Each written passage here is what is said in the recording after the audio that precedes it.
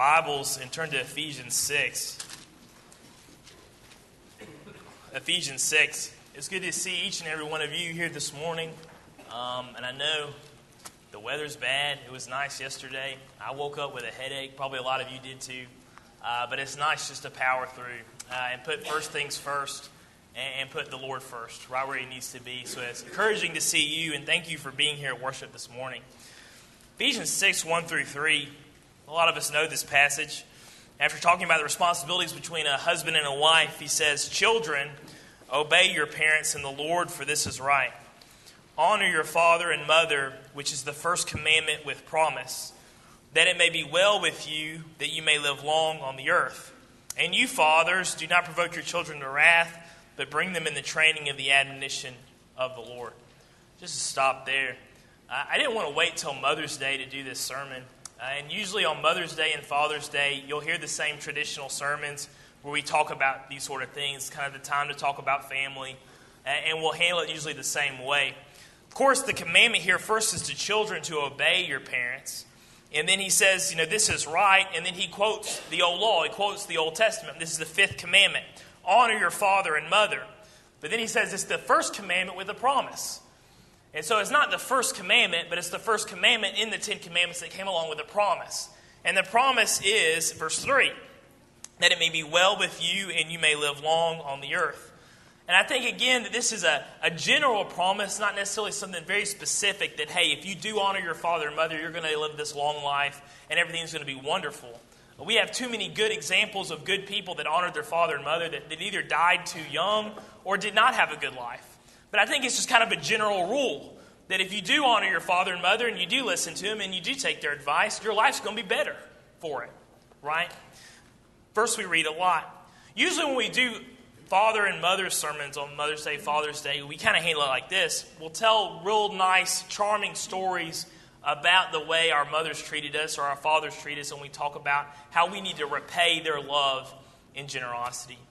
Just to give you an example, this past week I've been thinking about my granddaddy Mac, my mother's grandfather, who was very loving, very compassionate towards me growing up. I had a good relationship with him. And he's got really bad dementia now, and it's difficult going home because we can't talk like we used to. But every once in a while, he'll give me these great moments. The other day I walked in, and I just opened the door, and he's like, "Hey, Andrew, good to see you. Come and take a seat." And I was like, "Well, yes, sir." And I went and sat down. And then after that, he didn't really remember what was going on anymore. But we're really just touched by those moments, and we should be. I was thinking about back when I was 15 years old, I decided in high school then to quit baseball. And to me, looking back now, it was really a trivial moment. It really didn't matter. But back when I was 15, that was important, and that was special to me. And I loved baseball. I had played since I could, run and walk. But when I came to be in high school, and I was just sitting there thinking, this isn't fun anymore. It's just work. And then on top of that, there was all these guys around me that were so much better. And I knew that, I would never continue baseball after high school. So I just kind of made the decision one day, you know what, I'm just going to quit. And it wasn't in the middle of a season or anything. It was a time that you could quit if you wanted to. And I was like, I'm not going to return. And that's the decision I made. Well, Granddaddy was all about me playing baseball growing up, right? And he'd always take me to practice, and he'd always take me there. He was there for every game. He talked to me about it. He loved, that I played baseball. And so I was worried on that day. It was a Saturday. Mom and Dad weren't available, that I was going to have to call him to come and pick me up because I had quit. I'm thinking, well, what's Granddaddy going to say? And I'm just still amazed by when he put me up in the love and the compassion and the understanding he had that I was quitting. And Granddaddy would driving in the truck home, and he was saying, if you've made this decision, that's okay. You can make decisions like that. And he said, you're going to find things as you get older that are more enjoyable than other things, and you might change your hobbies around. That's fine. And he said, I really care about, that you're a good person and you're doing good things. That's what's really important, right? And so it's just such a heart-warming moment for me that Granddad would do that. And then Sarah will know, and probably Emily does too, and Chris does. But our Granddaddy, the thing he loves the most is the Navy. And then he would go on to tell me about how, Andrew, when I was 18 years old, I went and joined the Navy. And that was the best 2 years of my life. And he goes on and on. Then Granddaddy went and worked for IBM for 25 years. But if you go and talk to him about his real career, he'd say, oh, no, my real career was in the Navy. Those whole full, long 2 years that he was in the Navy. his most proud achievement. We think about things like that and we tell those stories. If Granddaddy calls me right now and says, hey, I need you to come home and cut the grass, I'll drive an hour and a half to go cut the grass. That happened when I was in Tuscaloosa. He got confused. He thought I was still home. He called me. He said, Andrew, will you come and cut the grass? I'm like, of course. So then I drove like 90 minutes just to go cut his grass. But that's because he's easy to repay, right? He's an honorable person. He was an honorable granddad. He was an honorable father. It's easy to repay him for that. And what I was challenged by somebody last week is how does this passage, however, apply to a parent or a grandparent that is not honorable? And I was like, I don't even know how to approach this. Because every time we do approach this, that's the way we handle it. We talk about how honorable our parents are, how great they were to us. But in reality, for everyone in that room, that applications don't always work. Because there are people living today, there are a lot of people in the Bible that were alive that did not have honorable parents. And when their grandparent or their parent says, hey, I need you to come and do this for me, there isn't this warm, giddy feeling, oh, I get to help this person because they've done so much for me growing up. They don't have that emotional response. So how does this apply to them? And that's what I was challenged to think about last week, and I decided to put it together as a sermon. But how do we treat our mother and father when they are not honorable people? And when they are not maybe faithful people, or in just general, if they're just bad people? And they're not the type of people you want to have your grandchildren around. They're not the type of people you want to influence your grandchildren. And they've been very hurtful to you, and they've been very awful to you. And yet the Lord still tells you to honor them. How are we supposed to react to that? And so let's kind of explore that this morning. And I think this will be helpful to us that don't have those warm feelings on Mother's Day and Father's Day and have heard those Mother's Day and Father's Day sermons. This is really for us, those that can't participate in that the way we have other. Obviously, lucky for me, I have a very honorable mother and father. I believe I have a very honorable mother-in-law and father-in-law. But again, this is not the truth for everybody. And not everyone has those same blessings. Let's first do this. Let's first talk about the difference between obedience and honoring, because we'll see those two words used in Ephesians 6. Then we're going to go to 1 Timothy 5. We're going to talk about responsibilities. We're going to take a break in the middle and talk about someone who had a very dishonorable father in the Old Testament. I want to look at Jonathan, who had a very foolish father, and yet he still had to make some decisions about his father. And then at the end, we'll kind of come back and look at some applications and just talk about what the gospel calls for us to do in general. So let's first talk about the difference between obey and honor. They are not the same word, and they are not used interchangeably. And you see this in Ephesians 6. First he says, children, obey your parents. And then he gives the commandment in verse 2, honor your father and mother, which is the first commandment with promise. Two completely different words. Both of the words are mainly used in the Bible to talk about the way we treat God. We are supposed to obey God. We are supposed to honor God. And usually the majority of the time, that's the way it's talked about. But we'll look at different examples, the way the word first obey is used in the New Testament. This commandment is repeated in Colossians 3. Children, obey your parents in all things, for this is pleasing to the Lord. If you are a child and you are still physically dependent on your parents, meaning they pay for your lunch, you live in their house, you eat their food, you are on their health insurance. You know what I'm talking about? All these little things that you do that you absolutely need them to survive. You are a dependent. Then you are a child in that way. And I would say that as long as you are still dependent on your parents and you're on that stage in your life, you have one job here. And that one job is to obey your parents. You obey them. Why? Because this is right. Like he says in Ephesians 6 or in Colossians 3, because this pleases God when you obey your parents. We see as well in Colossians 3:20, it's just down a little bit. Bondservants, obey in all things your masters, according to the flesh, not with eye service or as men pleasers, but in sincerity of heart, fearing God. A bondservant in a similar way is supposed to obey your master. You see in Hebrews 13:17, obey those who rule over you and be submissive, for they watch out for your souls as those who must give an account. Let them do so with joy and not with grief, for that would be unprofitable for you. Those that rule over you and watch out for your souls. We read Hebrews 13 as adults. There's only one group of people I could think that fits this category, people that rule over you and watch out for your souls. I believe he's talking about an eldership. This is the way you're supposed to treat your elders. You're supposed to obey them because they watch out for your souls. He says, let them do it with joy and not with grief, meaning don't purposely do things to cause them grief because that would be unprofitable for you. If you're a child and you read Hebrews 13, could this apply to your parents? For a lot of us, it could if you're a child, right? Obey those who rule over you and be submissive because they watch out for your souls, right? And so those that are like that, either parents for a child or for an eldership for a congregation, these are people that rule over you, and it would be good for you and profitable for you to obey them. Here in these contexts, what does the word obey mean? You look at Strong's, obey has a very simple understanding, a very simple meaning. It's hearkening to a commandment. You do what you're told to do. There's nothing more complex about obedience than that. Simply that you just do what you've been asked to do. That's how we obey God. That's how you obey the elders. That's how you obey your parents, right? Or a bondservant obeys his master. When we get to the word honor, it becomes different. We see in Matthew 13:57, the first time the word honor is used in the New Testament, Jesus does it. Jesus is in Nazareth, he's rejected. It says they were offended at him.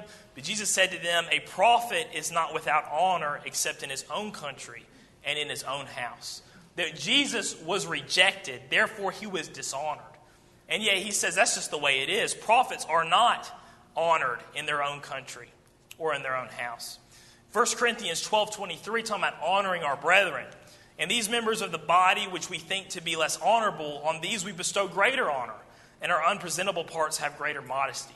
Brethren that you don't really know what they do, you don't really know what they work, but they kind of work behind the scenes, he says you bestow greater honor them because they require or they have greater modesty.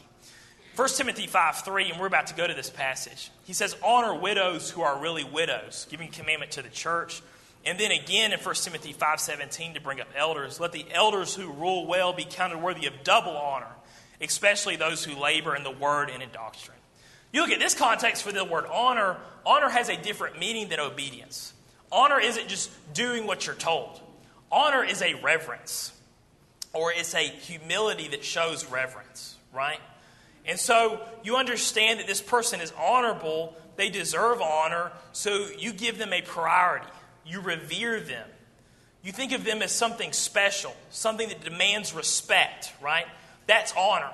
And I think that's the way we are supposed to start treating our parents when we move out of childhood.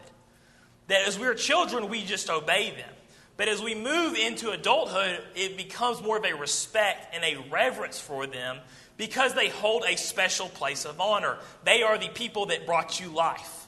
They're the people that brought you into the world. You would not exist if it wasn't for them. And just on that fact alone, we're supposed to revere them and think of them respectfully. We're supposed to honor them, right? Let's turn to 1 Timothy 5. 1 Timothy 5. Here, Paul instructing Timothy on how to handle women in the congregation that he calls are real widows. Widows that have no family except for the Lord's body. And so it's the responsibility of the church to take care of these women if they meet the certain qualifications. Starting in verse 3 of 1 Timothy 5, Paul says this, honor widows who are really widows, but if any widow has children or grandchildren, let them first learn to show piety at home and to repay their parents. For this is good and acceptable before God. Now, she who is really a widow and left alone trusts in God and continues in supplications and prayers by night. Then let's look down at verse 8. But if anyone does not provide for his own, and especially for those of his household, he is denied the faith and is worse than an unbeliever. 9 begins the qualifications for the widows that are supposed to be taken into the number as being financially supported by the church. Verse 9, do not let a widow under 60 years old be taken into the number, and not unless she has been the wife of one man and she's been reported of good works. And then he wraps things up in verse 16. If any believing man or woman has widows, let him relieve them. But do not let the church be burdened, that it may relieve those who are really widows. And by the way, if we kept our reading in verse 17, there's our other use of the word honor. Let the elders who rule well be counted worthy of double honor, especially those who labor in word and doctrine. So let's break this down. If you look at verse 3, Paul makes a clarification between widows and real widows. We see in verse 3, he says, honor widows who are really widows. If we connect that to verse 5, now she who is really a widow and left alone trusts in God. Then as well in verse 16, let them relieve them, and do not let the church be burdened, that it may relieve those who are really widows. So the clarification about the real widows, or those that are really widows, tells us that verse 3 is a commandment given to the church. Honor those who are really widows. And that's going to be a financial taking care of them because they have no family to take care of them. You go to verse 4, the next verse in the chapter, the repay your parents is a commandment not given to the church. It's a commandment given to the church members, right? Us as individuals. Verse 4, but if any widow or children has grandchildren, let them first show piety at home and to repay their parents, because this is acceptable before God. First, you see there that show piety, that reverence at home. That's what that word means. And provide for their needs. Paul puts an emphasis here that if you're a child or of a grandchild of someone who needs help, who's a parent. Because verse 4, he doesn't use the word widow there. He used the word parents. You have parents that are in need. It is your responsibility to take care of them. And it's not just to take care of their financial needs. We see that repay them. That's what this whole passage is talking about, financial needs. But it's also to show reverence to them, to respect them, to take care of their needs in that way. Is there any, in this passage, is there any exception? Does he say if your parents are good people? If your parents are honorable people? The only exceptions that are given are for the church if they're going to take in a widow into the number. That's where the exceptions are given. But when he gives in verse 4, repay your parents, show piety at home, is this not just a general rule? A general commandment? Repay your parents and show piety at home? This is just a general rule. When we think about this, why do we try to make exceptions and say, well, we shouldn't honor our father and mother? I think it might be because a lot of pain that our father and mother may have caused us. And we think about in those moments to go, well, I'm told to repay my parents, but you know what? They just never did a lot of good for me. And what I would do is I would take it back to our very first moments in life, probably the moments we don't remember. I mean, is there any real way we could say that our parents did not give us anything? They haven't given me a thing. They haven't done anything for me. Is there really anyone can say that? For one, we think about this. Again, we've already said it. Who gave you life? Okay, who carried you for 9 months and had to deal with that? I'm happy I'm never going to deal with that. So, but, kind of in a different role. That's hard work, isn't it? And y'all that are mothers know that. Being pregnant and carrying a child for 9 months is hard work. And then you go into labor and you bore that child. That, again, is hard work. And we do that to deliver the child into the world, right? Who taught you how to walk? It was probably your parents or your grandparents, whoever raised you, right? They taught you how to walk. Who kept you alive before you could even feed yourself? Who taught you how to talk so you can communicate? Even of us that may have very dishonorable parents and parents that we might consider good for nothing, they still taught us those elementary things, didn't they? Now I understand when we get older, maybe they did really do awful things. And there's no way here I'm trying to justify your parents' sin. And that's not what this goal is here. My goal is just to remember, hey, I'm supposed to repay these people for what they've done for me. And so when we get to a situation when our parents maybe get older, and even if they were dishonorable people, and they no longer can walk, and they no longer can feed themselves, whose responsibility is that to take care of them? It is the responsibility of the children and the grandchildren who they first fed and they first taught how to walk, right? With no exceptions here. Well, why are we doing all this in verse 4? He says there at the end, for this is good and acceptable before God. This is what God says is a good thing. This is what's acceptable. Meaning if we don't do this, it is no longer acceptable or good before God, right? If we combine this passage with Mark 7, 9:13, you may want to keep your finger in 1 Timothy 5, but look at Mark chapter 7. I want to reference Jesus a few times this morning, but I'm not going to spend too much time here because we've covered a lot of this stuff in our Bible class. In Mark 7, here the Pharisees get on to the Lord for not washing his hands correctly, and he gets on to them about their traditions. Their tradition being that they're putting financial wealth and dedicating it to the Lord, when in reality the Lord never asked them to do that, and now their parents are suffering when they could have given that wealth to their parents to take care of them.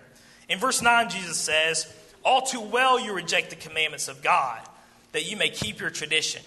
For Moses said, honor your father and mother, And he who curses father or mother, let him be put to death. But you say, if a man says to father and mother, whatever profit you might have received from me is Corban, that is a gift to God, then you no longer let him do anything for his father or his mother, making the word of God of no effect through your tradition, which you have handed down. And many such things you do. Now just follow me real quick here. In Mark 7, what's the subject of responsibility that we have for our parents in the sense of honoring? It's very clear here in the example he gives. He's talking about financial support. That you would be able to take care of them if they were in a situation where they could not take care of themselves. If you flip back to 1 Timothy 5, what is the context of honoring your parents here in verse 4? It repay them. That is in the context of financially supporting your parents if they can no longer take care of themselves. And I'll even give you another one. In verse 17, when we talk about elders here, elders that'll be worthy of a double honor, especially those who labor in word and doctrine. For the scripture says, you shall not muzzle an ox while it treads out the grain. The laborer is worthy of his wages. In that context, what are we talking about with elders? They're worthy of double honor if they labor in word and doctrine, meaning you can financially support them for that work, right? How in the world could we look at this passage and look at Mark 7 and say that I can still honor my father and mother even though I am not supporting them financially if they are in need? You can't. Every example that Jesus gives and all through the New Testament is the way you honor your father and mother is take care of their needs, especially when they're financial needs, right? And so just to be clear and to get one thing out of the way, if your parents are living in need, if your grandparents are living in need, and you have the ability to take care of them and you are not, Paul says here, you're like an unbeliever. And so absolutely, that is something that's required of us regardless if our parents are honorable or people or not. But let's get a little deeper than that. Back in Mark 7, Jesus quotes this from the book of Moses. He who curses father or mother, let him be put to death. And to combine this with verse 4, show piety at home, how is the way that you speak about your mother and father? Do you curse about them? Do you speak ill of them constantly? Would that be honoring your father and mother? And again, what if your parents are wretched people? Are you allowed to curse them then, since they're bad, wretched people? He doesn't give any exceptions here. He says if you curse father and mother, what did the law demand? That you be put to death. They would kill you for that, wouldn't they? And so two things here as we leave this thought, and we're about to go to Jonathan. One, there has to be some type of financial responsibility if our parents or grandparents are in need, regardless of their character. Also, regardless of their character, we should not speak purposely ill of them. There should not be a spoken hatred about our parents, just like there shouldn't be a spoken hatred about anybody, the same way we treat our parents or our neighbor selves. Let's go to 1 Samuel 14. And we'll get into a little bit more meat here. By clarifying those things, we've really established what's obvious and easy to understand. In 1 Samuel 14, I'm going to have like a little mini sermon in this sermon. It's a sermon about Jonathan and what the problem was going on here. So we're here in the middle of 1 Samuel. David's kind of on the run with his guys, and now Jonathan and Saul are now working alone. When Samson came just a generation before, he just grieved the Philistines. He terrorized them. And basically the whole idea there was that Samson was going to cause so many problems for the Philistines that the Philistines didn't have the time or the resources to come and cause problems for the Israelites. But now we're in the Judge Samuel. So Samson is dead. He's long gone. The Philistines have been able to recover. And what have they been doing the whole time under Saul's kingdom? They've just been terrorizing the Israelites. We look at the end of verse 13. We learn that the Philistines have come in and they have removed all the blacksmiths out of Israel.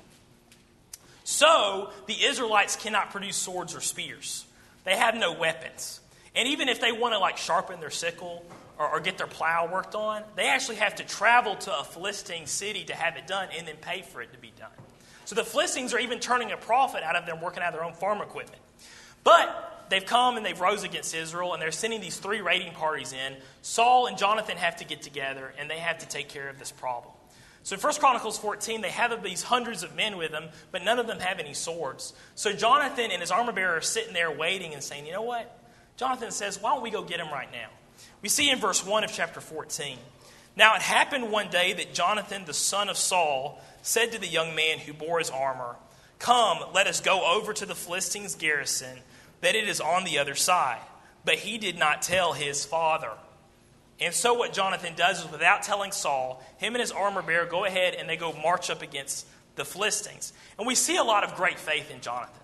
Jonathan has this great line. He says, hey, maybe today the Lord will deliver them into our hands. We see Jonathan acting a lot like the way we see David acting. And he says, what's the difference if God kills 5 or kills 1,000? To God, it's nothing. If he decides he's going to deliver the Philistines in our hand, he's like, you and me, buddy, we can go take them right now. And so as they're going up there, they make a decision that if the Philistines call for them to come up to them, up the cliff, then God has delivered the Philistines into Jonathan's hand. If they say, no, stay there and wait, then they've decided that God is saying, no, I've not delivered you. It delivered the Philistines into your hand. So as they get there, they go up the cliff and they call for the Philistines, and the Philistines say, well, why don't you come up here? Well, Jonathan looks at his armor bearer and says, well, looks like the Lord has delivered us to our hand. So they climb up there, and it ended up being what happens. Jonathan kills like 20 of them. And then there's this great earthquake. And when the great earthquake happens, God causes all the Philistines to become terrified and start fighting each other. Well, then the story goes back to the camp in verse 16. In verse 16, Saul, hearing the commotion and seeing what's going on, he calls for a roll call, and Saul realizes that Jonathan is not there. If you look in verse 16, now the watchmen of Saul and Gibeah of Benjamin looked, and there was a multitude melting away, and they went here and there. Then Saul said to the people who were with them, now call the roll and see who is gone from us. And when they had called the roll, surprisingly, Jonathan and his armor bearer were not there. Do you have some frustration with your parents? Even if your parents are very honorable people, is it possible to have some frustration with your parents? Y'all that are older and have grown children, do you still have some frustration with your grown children sometimes? Is it because sometimes of a lack of communication? So in verse 1 and 14, what did Jonathan not do? He didn't tell Saul that he was leaving. Here in verse 17, Saul learns that Jonathan's not there. And yet look what Saul does. Saul, knowing that his son isn't there, calls for the Ark of the Covenant to be brought forth, and the priests, they hear the earthquake, they see the commotion of the Philistines, and the Israelites jump on this opportunity and start slaying the Philistines. While this is happening, for some reason in verse 24, Saul decides to make all the men take an oath.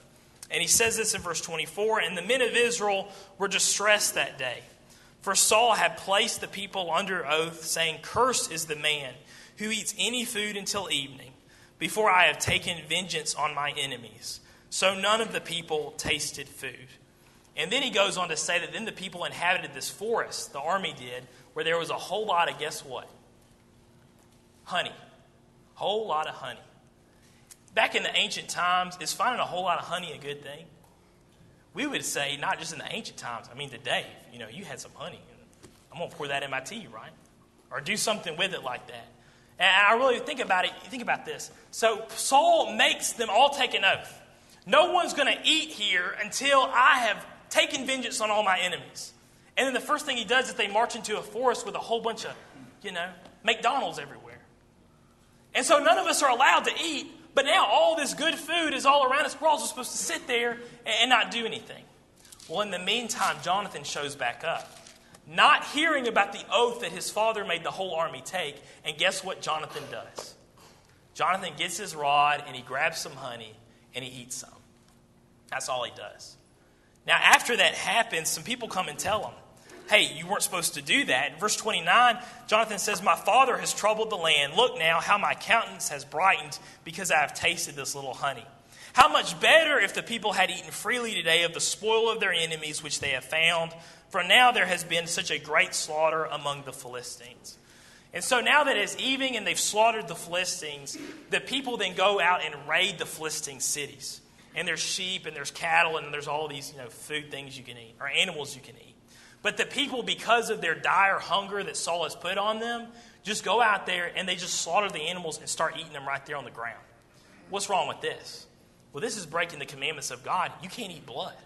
And so there's no work in the preparation for the food to properly drain the animal and get all the blood out before we eat. They're just eating blood. And now, for some reason, not for some reason, we know the reason, they've all become disobedient to God.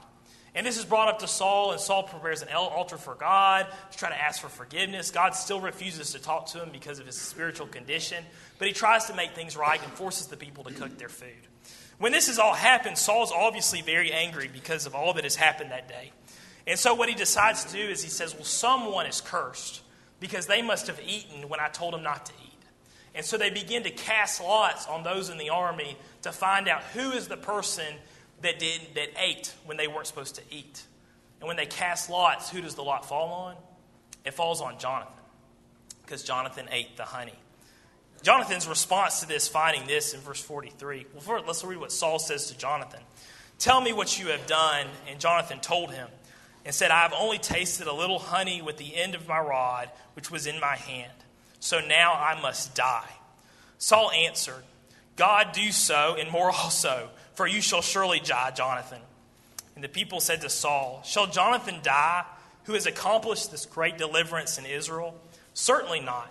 As the Lord lives, not one hair on his head shall fall to the ground, for he has worked with God this day.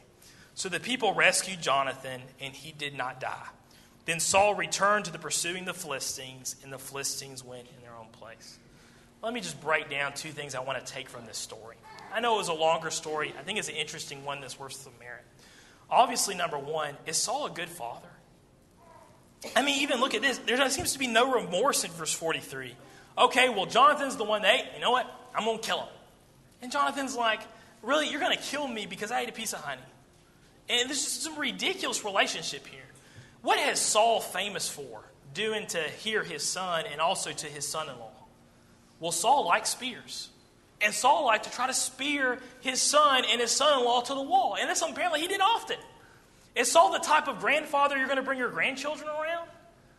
All right, well, before Dad, I let the kids come in, you better put all the spears away. That's what we would have to say, right? What type of awful father this guy is. And yet, look, I think what is one of the key problems here. There was an extreme lack of communication between Jonathan and Saul. And I feel like if we try to resolve this and play out the story knowing our own knowledge, what should have Jonathan and Saul done? There should have been some type of communication. They didn't speak to each other. When Jonathan goes and delivers the people, he doesn't bother to tell his dad he's leaving. When Saul makes this oath and says that everyone has to take this oath, he recognizes that Jonathan's not there because they took roll, and yet he doesn't go inform Jonathan, hey, by the way, nobody's allowed to eat until evening. Where's the communication? The more and more we have strife with our parents, and the more and more we think that our parents are not honorable people, what do we stop doing? We stop talking to each other. And there's no more any communication. What problems are caused, great problems between parents and children, or the other way around, parents and young children, or husband and wife, because we're not talking to each other. What about masters and bondservants? Why do bondservants, stop honoring their masters? Probably for one reason, they're not communicating to each other. Why are children disobedient to parents? Because there's poor communication between children and parents. Why are all these things happening? Because we're not talking to each other. And let's say your parents really are awful, dishonorable people that need the Lord Jesus. What better way to bring them to faith if we have a conversation with them about it? And maybe just seriously sit down and say, these are the things you're doing. These are the things that God wants you to do. And Dad, Mom, they don't match. And there might be some hostility there. And I know that would be a very difficult thing to do. To sit down with a parent and have that conversation. But what else is going to be the solution than to talk about it? That seems to be the only solution. And that would have solved a lot of problems between Jonathan and Saul. Another point was from verse 45. The army rallies together and saves Jonathan. And the reason being is because God had delivered him that victory because of Jonathan's faith. I would say that on this day, God delivered Jonathan twice. First, he did from the armies of Philistines, and then because of his faith, inspired by the army, that he delivered him from the hands of his father. And so God is able to deliver Jonathan twice on this day, one from Saul, his dad, and one from the Philistines. If you really are, a person that's trying your best to please God, and you're really a person of faith like Jonathan, don't you think if we end up in these very difficult situations with our parents that might be dishonorable people, that the Lord's going to help you with this? Like if you legitimately are trying your best, and you're having a lot of difficulties, but yet you still remain your faith, and you're willing to talk, and you're willing to be courageous and to have faith with God, don't you believe God's going to save you from this? Would not the Lord help you? If you really went to God in prayer and said, I'm having these really hard difficulties with my parents, I don't know really how the way to handle it, but Lord, I'm going to have faith, and I'm going to put my trust in you. Is God going to go, well, no. No, I'm not going to help you. Yeah, we read in 1 Timothy 5, what does God say? Those that repay their parents, that is good and acceptable before Him. You're here just trying to obey God. And if you're trying to obey God, that puts power on your side. That puts the Lord on your side. Let's have some trust in God like Jonathan did with his own father, Saul. Saul was still able to do a few good things. And one is that he did keep the Philistines out long enough for the people to live there during that time period. As soon as Saul and Jonathan die, we know that David tears his clothes and weeps for them both. But as well, the Philistines then go possess the cities of the Israelites until David is able to push them out. Even Saul had something to be thankful for, even someone as awful as him. Let's wrap things up here. Honoring your parents. We say, should I honor my parents even though they're dishonorable people? What does the gospel say about treating anyone like that? Should we do good to only those who have done good to us? Jesus is pretty clear about this.